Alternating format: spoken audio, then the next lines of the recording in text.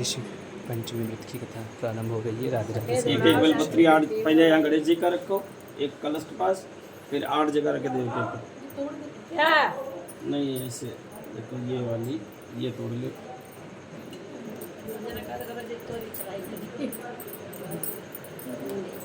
आ जाड़ा बड़ी ना है जहाँ डंठल लगो, डंठल ना चलो। भैया कब उस बेड़ो वेड़ो रख दो, गिज्जे ही बाजा तुम्हारा। हाँ है कि नहीं? ये ऐसे देखो, ऐसे चला।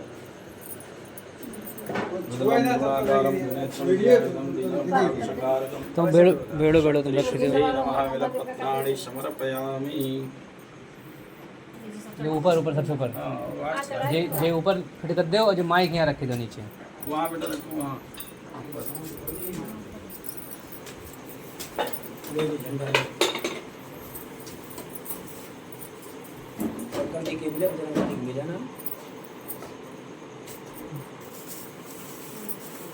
धतूरे का डाल दे उन्हें।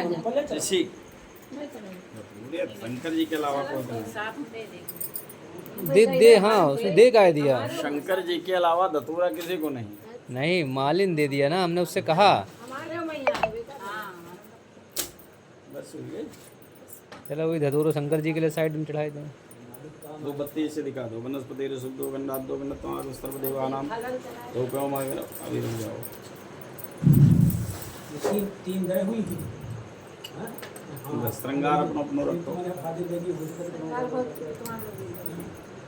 वासवासा पृथ्वीजा सौश्रेयो जामनः तंद्राशन्यन्ति रूपम देहि जयम देहि यशो। हाँ शुरू करो पंडित जी, शुरू करो। शुरू है 4 बार जल हो गया। हाँ 4 बार जल मीठा खिलाया। फल निर्दान्ते बलान्ते मध्य 3 लयाओ मध्य मध्य पानी जलम समर्पयामि। ऋषिभ्यो नमः। भृगु वशिष्ठ क्रतु अंगिराश्च पुलह गौतम अंगिराश्च। 3 बता लौंग इलायची सुपारी हुई तालीम से ले आओ। 6 लौंग ले आओ।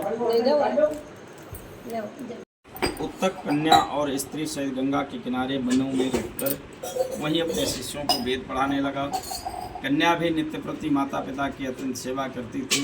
एक दिन वह कन्या पिता की सेवा करते हुए थकित हुई। आधी रात को सोते समय उसके शरीर में कीड़े उत्पन्न हो गए, जिसे चीला के ऊपर वस्त्र के न मालूम उस पतिव्रता के शरीर में कीड़े किस प्रकार पड़ गए। उस पतिव्रता के शरीर में कीड़े पड़ गए। ऐसे ही वज्र के समान शिष्यों की वाणी सुन सम्भ्रांत चित्त वाली उसकी माता शीघ्रता से उसके पास कीड़ों की ढेरी के समान देखकर दुखी होकर रोने लगी, और मोह में बसी वो तो होकर अपने हृदय में मुक्का मारकर रोते मूर्छित गोदी में लेकर उसके पिता के पास ले गई और बोली कि हे स्वामी, मुझे बतलाइए किस पतिव्रता की किस दुष्कर्म से ऐसी दशा हुई। आधी रात को सोते सोते इसके शरीर में कीड़े पड़ गए। ये सुनकर तपोधन ऋषि ध्यान मग्न हो गए। ज्ञान दृष्टि उसके पूर्व जन्म के चरित्रों को जानकर ऋषि बोले, कन्या पहले 7वें जन्म में ब्राह्मणी थी। उस जन्म में जब एक समय रजस्वला हुई, तब बड़े घड़े बर्तन सभी को छूती रही। उसी पाप से इसके शरीर में कीड़े पड़ गए। ये निष्पाप रजस्वला स्त्री पहले दिन चांडली, दूसरे दिन ब्रह्मचारिणी यानी ग्रामीण शूकड़ी, और तीसरे दिन धोबिन के समान होती है। चौथे दिन वह शुद्ध हुई। तब उसने अपनी सखियों के साथ इस पंचमी का व्रत देख कर किया। इसलिए उस व्रत के दर्शन के पुण्य से तो उसका निर्मल ब्राह्मण के कुल में जन्म हुआ, और तिरस्कार करने से पाप के इसके शरीर में कीड़े पड़ गए। हमने इसके सब दुष्कर्म जो इससे ने किए वो सब सुनाए। यह सुन सुशीला बोली, भगवान, जिस व्रत के दर्शन मात्र से ब्रह्म तेज से परिपूर्ण आपके सदृश ब्राह्मणों में निर्मल कुल में जन्म होता है, अपमान करने से रात्रि में इसका शरीर कीड़ों से भर गया। सो हे नाथ, अब उसे आश्चर्यचकित व्रत मुझसे कहिए। ये सुनकर ऋषि बोले, हे सुशीले, सब व्रतों में उत्तम यह व्रत को अच्छी तरह सुनो। जिस व्रत के प्रभाव से सब पाप नष्ट हो जाते हैं और निसंदेह दैहिक, भौतिक और दैविक इन तीनों पापों से छूट करके भी व्रत के करने से स्त्रियों को सौभाग्य प्राप्त होता है और सब प्रकार कल्याण तथा बुद्धि भय रहित संपूर्ण संपत्तियाँ प्राप्त होती हैं।